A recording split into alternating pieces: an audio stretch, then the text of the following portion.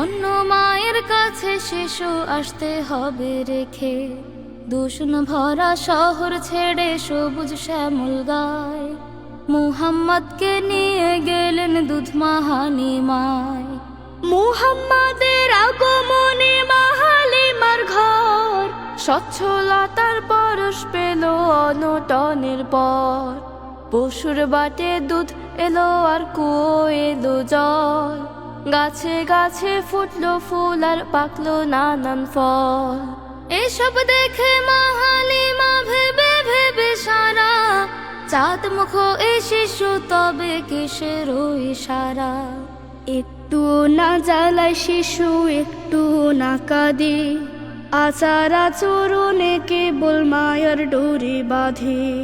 বলছেন শিশু নয় সাধারণ, অন্য শিশুর মতো, মা হালিমার মন রাখো, শিশুতে হয় রত।